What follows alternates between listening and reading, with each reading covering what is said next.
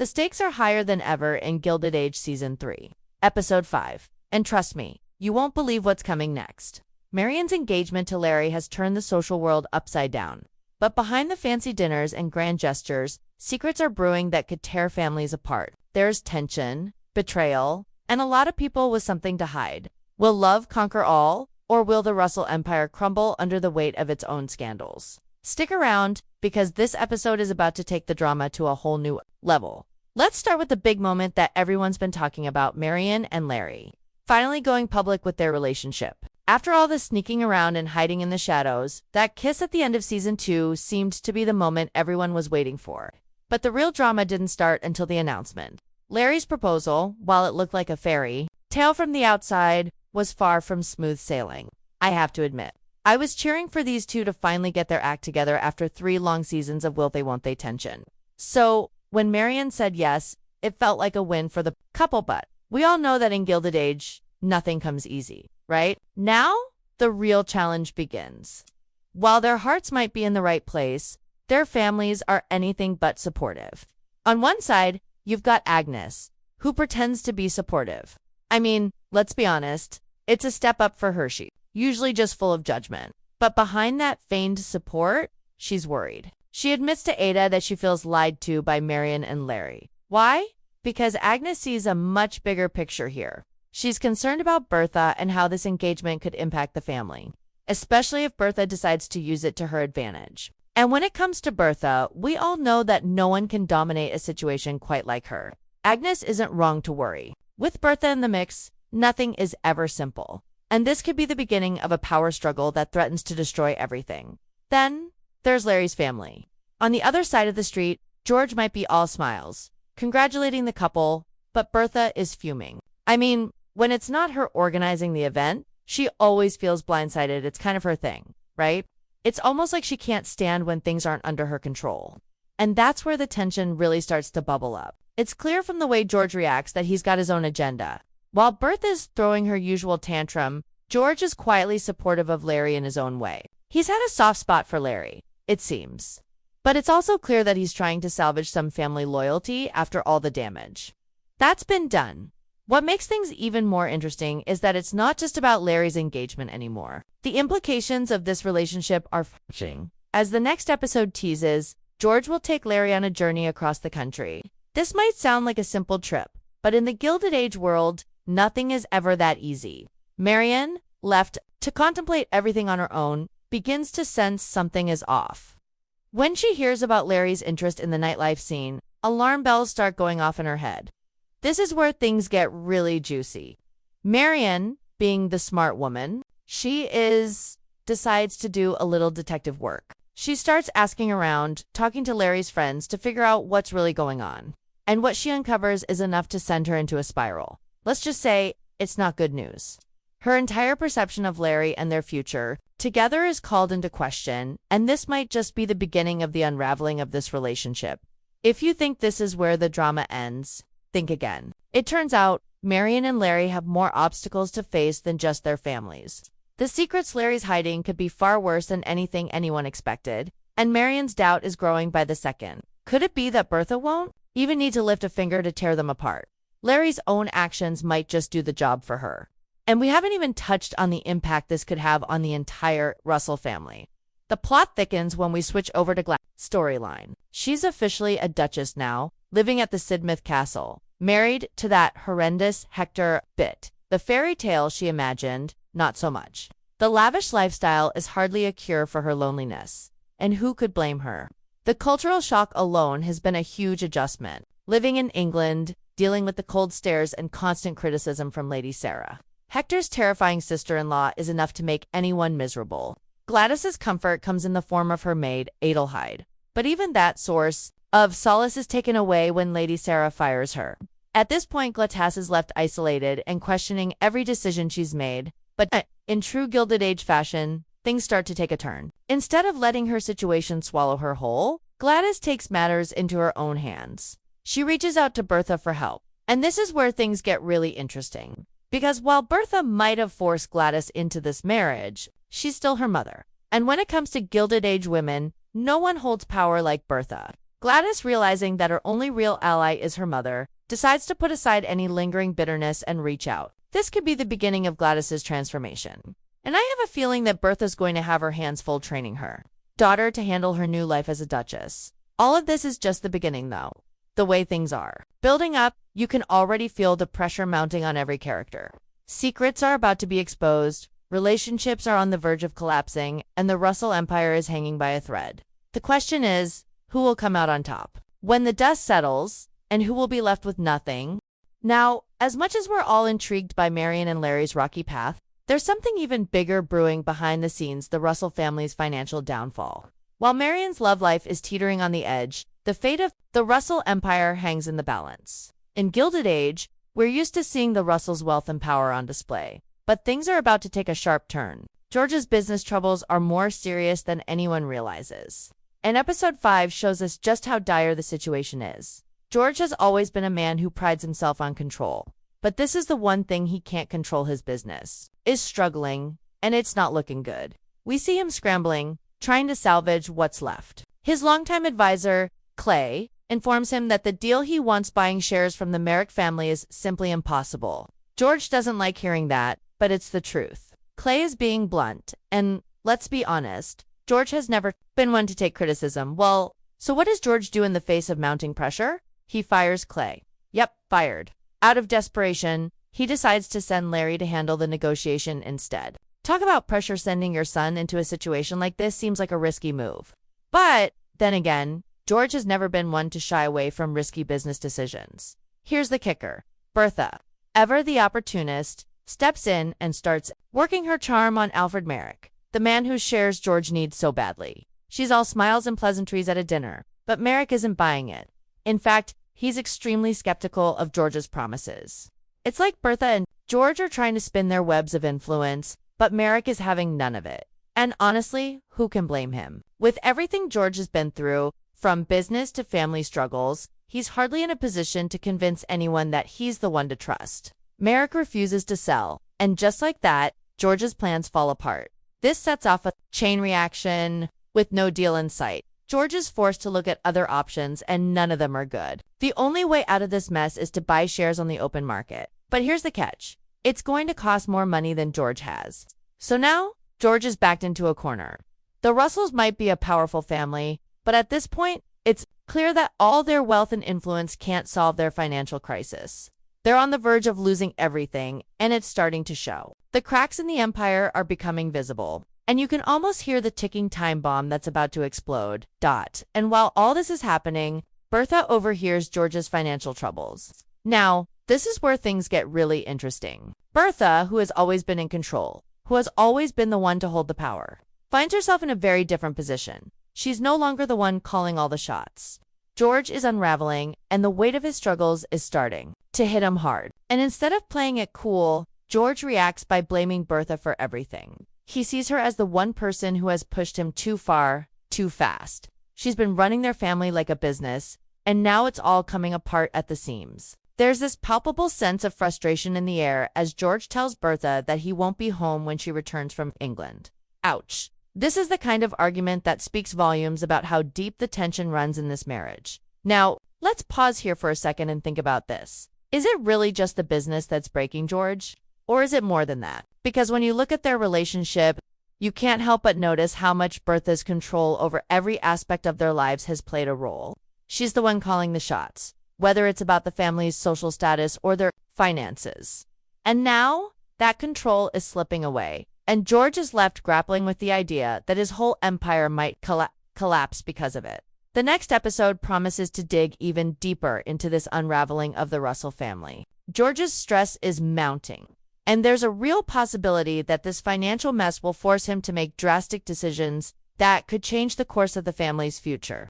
But here's the real question. How far will George go to save the family business? Will he swallow his pride and ask for help? Or will he make decisions that drive a permanent wedge between him and Bertha? There's no telling yet. But we know one thing for sure. Things are about to get a whole lot worse for the Russells before they get better. And while George's empire is crumbling, we can't forget the other characters who are equally tangled in their own dramas. The relationship between Peggy and William is another storyline that's intensifying, especially with the tension caused by William's mother. She's made it clear that she wants to tear them apart, and Peggy is caught right in the middle of this battle. When Peggy is invited by her former editor, Thomas Fortune, to interview a famous suffragette, Frances Ellen Watkins Harper, it seems like an exciting opportunity to get back to her roots as a journalist.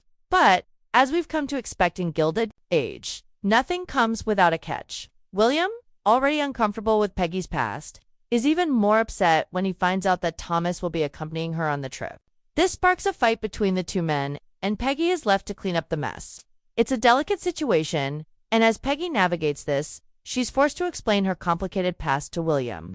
This is going to be a pivotal moment for their relationship, and you can feel the tension rising between them. But William's mother, she's the real villain here, constantly interfering and looking for excuses to ruin Peggy's reputation. The way she's inserting herself into their lives will definitely cause major friction between the couple. It's clear that William has a deep love for Peggy, but his mother is making that love harder and harder to sustain. So, what happens next? Will Peggy's career aspirations come at the cost of her relationship? Or will William and Peggy find a way to move forward together? Despite the mounting pressure from all sides, as the Russells and their tangled relationships continue to unravel, there's another dangerous power struggle quietly brewing behind closed doors.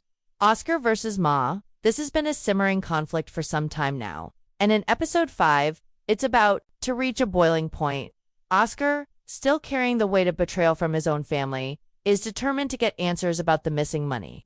And this episode is where the truth will finally start to surface. Oscar has every right to be angry. After all, he's been left in the dark for far too long. His family has always been full of secrets, but none more personal than the stolen money that Ma took. It's been a sore spot, a wound that never seems to heal, and Oscar is no longer willing to just let it slide. With Ma returning as an S-worker, the situation becomes even more tense. It's like every time Oscar gets close to finding out the truth, someone throws a wrench in his plans. But this time, he's not backing down. He's ready to confront Ma and force her to come clean. The only problem? Ma's deflection. She's a slippery character, and Oscar knows this better than anyone. Every time he tries to get a straight answer from her, she shifts the conversation, uses her charm, or tries to manipulate the situation to her advantage. Ma's return isn't just about reconciliation, it's about maintaining control. She's never been one to let anyone get the upper hand on her, and Oscar's quest for answers is making her extremely uncomfortable. As much as she wants to act like she's innocent in all this, the reality is that Ma knows exactly what happened to the money, and she's not eager to let that truth come out. But Oscar isn't about to let it go. This time, he presses harder. It's no longer just a matter of getting the money back. It's about regaining the power that Ma has taken from him for years. Oscar wants answers, and he's ready to do whatever it takes to get them. The question is, will Ma finally crack under the pressure, or will she continue to hold on to her secrets? We've seen how dangerous she can be when she feels cornered. So don't be surprised if she plays dirty to protect herself. And this is where it gets even more intense. The emotional stakes of this confrontation. Oscar's relationship with Ma has always been complicated, filled with resentment and hidden grievances. As much as he wants justice for what's been stolen from him, there's also a deeper emotional wound that's never really healed. This is about more than just money. It's about the fractured trust between mother and son, and the emotional fallout from years of manipulation and betrayal. Oscar's anger is rooted in a painful history, one that goes beyond the material. And that makes this confrontation even more personal. What's fascinating is that the rest of the family is largely uninvolved in this particular drama. Unlike the power struggles between George and Bertha, or the romantic entanglements of Marion and Larry, Oscar's conflict with Ma is a deeply private one. It's just the two of them, facing off in a battle of wills. And I think this is what makes their dynamic so compelling. It's raw, it's emotional, and it's a reminder that not all the drama in the Gilded Age is about public spectacles. Sometimes, the most intense battles are fought behind closed doors. As we move into the next episode, we know that this confrontation won't end easily. Oscar is determined to get to the bottom of things, but Ma is a force to be reckoned with. She won't go down without a fight, and it's unclear whether Oscar will get the answers he's seeking. But one thing's for sure, this conflict is far from over, and the tension between mother and son is only going to escalate. Will Oscar find redemption, or will Ma maintain her iron grip on their family's secrets? At the same time, there's the looming question of what this all means for Oscar's future. He's been struggling with his identity and his place in the world. And this confrontation could either give him the closure he desperately needs or push him further into darkness. The outcome of this battle could be a turning point for Oscar, and I'm really curious to see where this storyline goes next. But no matter how it plays out, one thing is certain: Oscar's not going to stop until he gets what he wants. While Oscar is dealing with his personal demons, the Russell family's public image continues to teeter on the edge. Even after the big family event, it's clear that things are far from calm. We've already seen the cracks in George and Bertha's relationship, but what about the rest of the family? The pressure on the Russells is mounting, both personally and professionally, and this is beginning to reflect on their public persona. The world is watching, and it seems like they're one step away from falling from grace. What will the Russells do to protect their name, their fortune, and their legacy? George's crumbling business is at the heart of this chaos. We've already discussed how his financial troubles are deepening, but what's even more concerning is how George's desperation is starting to seep into every aspect of his life. His decision to send Larry to handle the negotiation with the Merrick family is just one example of how far he's willing to go to try and fix things. But the more desperate George becomes, the more his character starts to show cracks.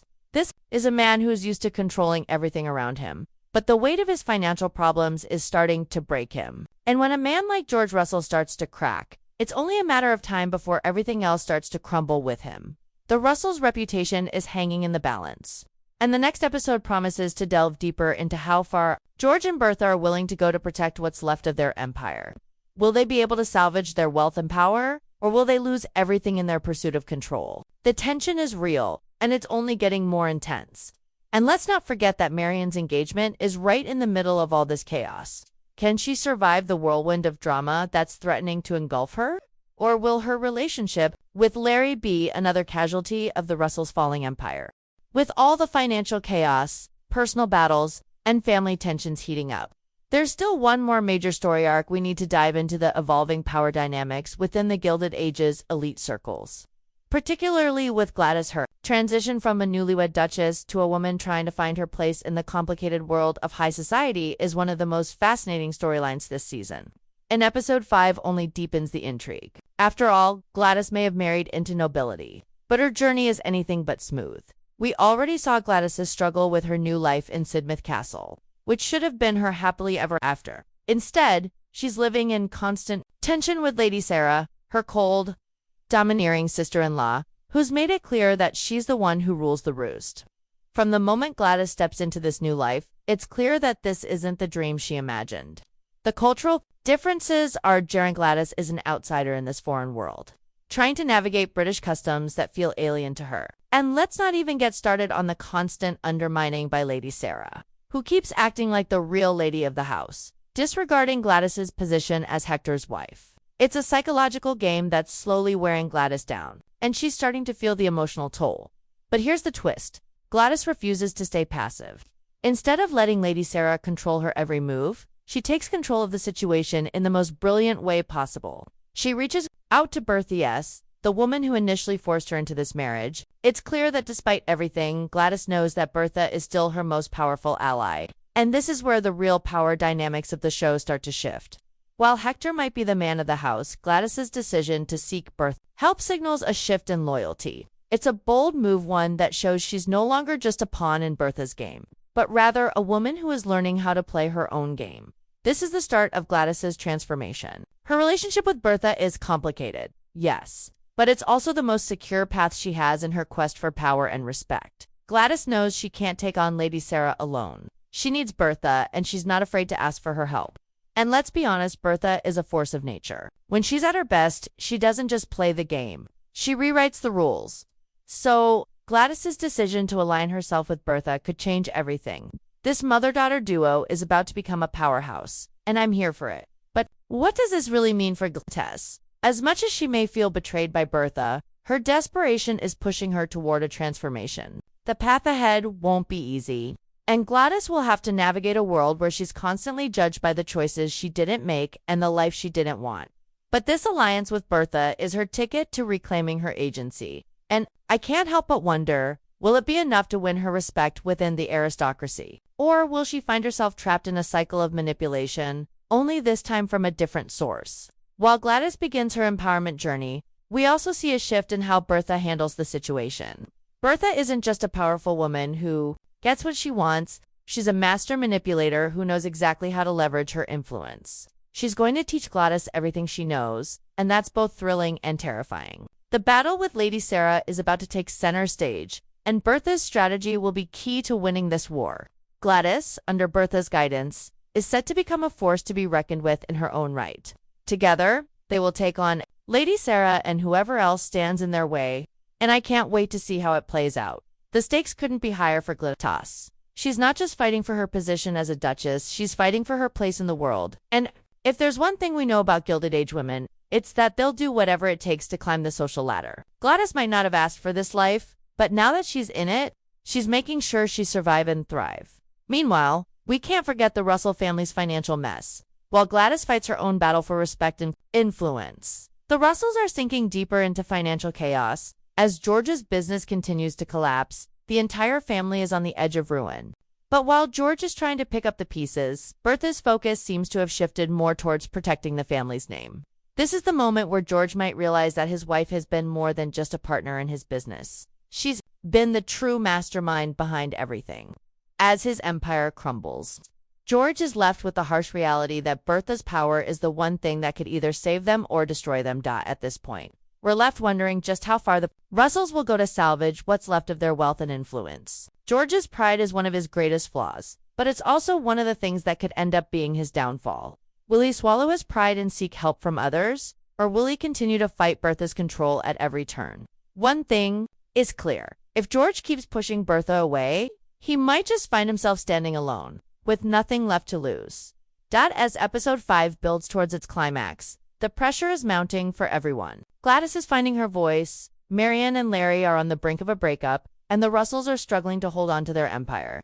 With all these personal and financial stakes at play, it's anyone's guess how things will unfold. Will family loyalty win out? Or will the weight of betrayal, financial ruin, and secrets prove to be too much for any of them to handle? The tension is palpable, and I have a feeling episode 6 is going to take this drama to even greater heights. With all the characters caught in their own spirals of power, betrayal, and heartache, there's no telling how much longer the Russells and the other families in this show can keep their fragile empires from crumbling.